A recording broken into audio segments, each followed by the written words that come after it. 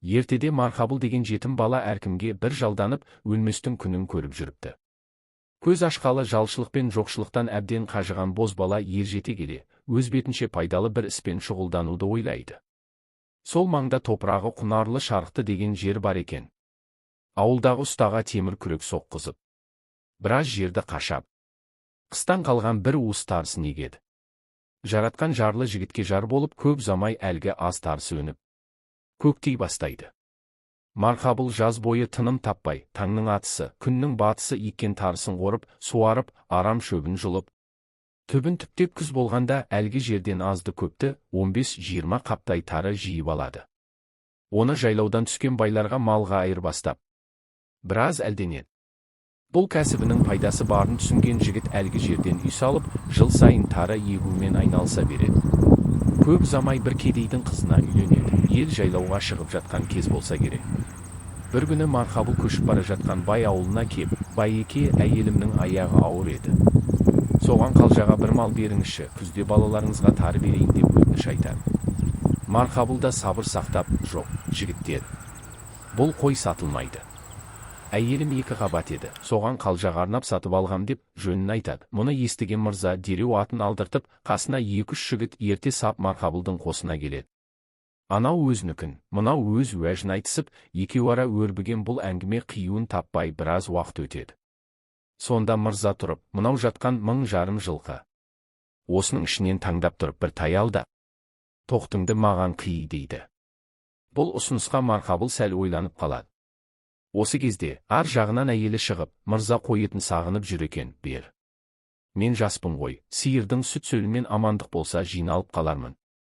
Тай беретін болса, биыл тай, ертең құнан. Онан әрі дөнен шығып өзіңе серік болмай ма, беріңіз деп кеңшілік етіпті. Жігіттердің біреуі қойды өңгеріп ап кететті. Мырза Марқабылды тағы бір жігітке мінгестіріп ап, жылқының ішіне келеді. Әйелің өте ақылды адам екен, ықыласына қатты риза болдым. Сондықтан мен сендерден ештеңе аямаймын. Сен жылқы көрмеген адамсың. Тайды өзің таңдап аласың ба, болмаса болашақта жақсы ат болатын біреуін таңдап берейін бе, қалауын өзің біл, дейді мырза Марқабылға қарап. Марқабыл жөпелдемеде не дерін білмей, ықыласыңыз түсіп тұр екен. Мал танимын деп айта алмаймын, өзіңіз таңдап берсеңіз, дұрысы сол болар еді дейді күмілжіңкіреп. Жылқыны аралап келе жатып анадай жерде жатқан қарақасқа тайды көрген мырза. Әттеген-ай, мынау жылқы бөлгенде неғып көрінбеген. Қулық биенің құлыны екен. Алдына ат шығармай тұғын асқан жүйрік болайын деп тұр. Базарға апарып қор қылмайын. Осы сенің атыңды шығарып, аузыңды аққа тигізетін болар. Осыдан басқа нәсілді тай көрінбейді деп, өлі жүні шапқа түскен қасқа тайды жетектетіп жібереді. Хайуан өлдім деуге, малда тіл жоқ. Марқабыл ақсақ тоқтыға айырбастап алған қасқа тайын көзінің қарасындай күтіп бағып, онысы құнан шыққанда ел ішінде мініп жүреді. Содан күндердің күнінде ел арасындағы пәлен деген жерде, түгенше деген бір байдың асында 200 ат қатысатын аламан бәйге өтетін көрінеді деген сөз Марқабылдың да құлағына жетеді. Есіне баяғы қара тайдың қожасының айтқаны түсіп, менің қасқа тайым кіммен жарыссам да шаңын көрсетпей кетеді. Тартыншақтай бермей, асқа барып атымды қосайын деп жайлау үстіндегі ас беріп жатқан бай ауылына келеді. 3 қатар керме керіп, бәйге аттарын үкілеп, тізіп қойған екен. Марқабылда сол жылы 5-ті шыққан қара қасқасын аттардың аяқ жағына апарып байлайды. Сонау жылдары қасқа тайдың иесі айтса айтқандай осы бәйгеде Марқабылдың қара қасқасы алдына қара салмаған күйі дүйім жұртты ақ дегізіп, мәре сызығын бірінші боп қияды да, сол бәйгеге тігілген бір қора малды иесіне ұтып әпереді. Билердің жұмсаған адамдары ат бәйгесіне тиген малдарды айдап Марқабылдың үйіне жеткіздіртіп береді. Асқа келген ел тарап, сәйгүлігінің шабысына көңілі марқайған Марқабылдың аты да ел аузына іліне бастайды. Осыдан соң қай жерде ас той болса, сол жерде қара қасқа ат бәйгеден бәйге, олжадан олжа салатын қас жүйрікке айналады. Жүйрігінің арқасында Марқабыл байып, ауқаттылар қатарына қосылып, ел ішінде байеке деген атқа ие болады. Тай күннен көзінен таса қылмай бағып қаққан қара қасқа Марқабылға сол салғаннан 22 жыл олжа салады. Не нәрсенің тегі мен шегі бар демей ме? Сол сәйгүлік 27-ден 28-ге қарағанда белгісіз бір дертке шалдығады. Неше күн жемшөптен қалып, әбден кетеуі кеткен жануар ақыры өз салмағын өзі көтере алмай бір жолата жатып қалады. Ел жайлауға шығар кез болса керек.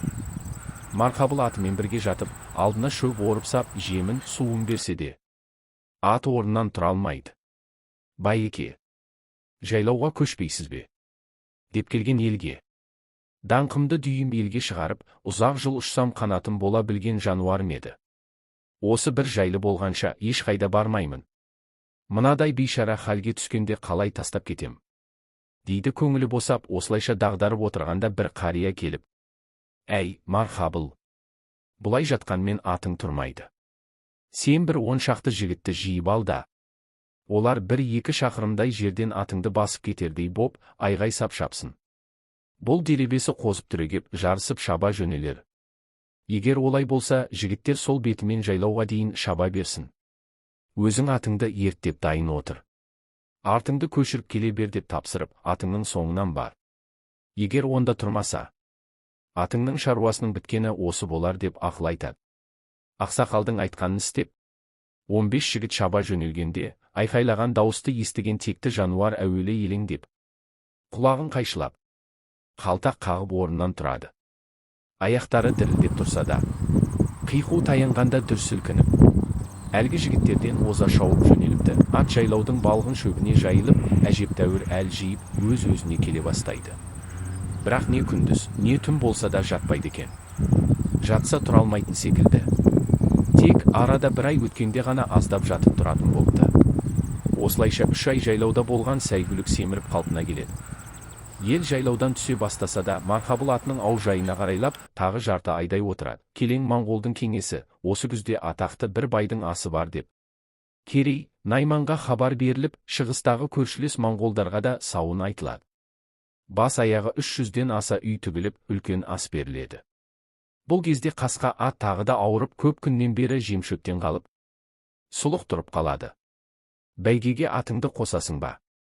Деп сұрағандарға, атым ауырып тұр, бұл жолы қосуға жарамайды деген Марқабыл шынымен де атынан күдер үзеді. Айтулы асқа жан-жақтан ағылған елдің есебіне сан жетпепті. Ертең ас басталады деген күні Марқабылдың үйіне қазақ-монғолы аралас 3-4 мейман қонаққа келеді. Араларында бір монғол жігіті ат сыншысы екен.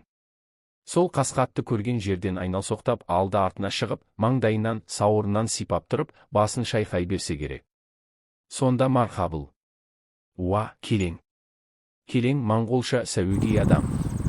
Сіз менің ауырып тұрған кәрі атыма неге сонша шұқшия бердіңіз?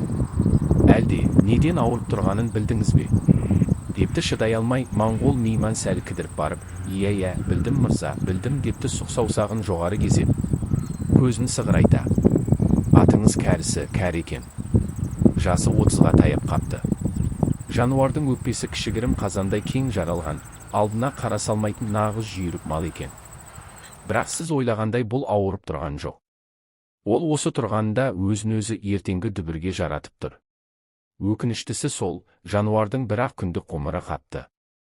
Ертең бәйгеге қоссаң, сөз жоқ, бірінші боп келеді. Қоспасаң, осы орында құса боп, аттар көмбеге келгенде өліп кетеді. Менің ойымша, атыңды құсаландырма. Бәйгеге қосып, арманынан бір шығарып барып, халқына қоштастырғаның дұрыс шығар.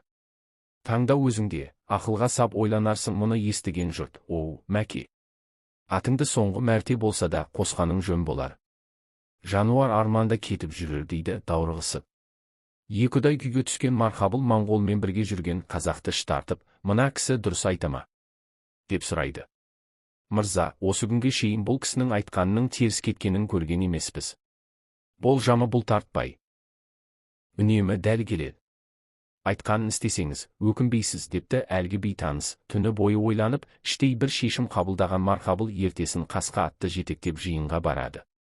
Мұны көрген елдің біразы Марқабыл кәрі атын алып кепті. Шамасы, әлі де бәйгеден дәмесі бар ау деп келемеждесе. Енді біреулері: «Әкелсе несі бар? Қайта әкелгені жөн болды.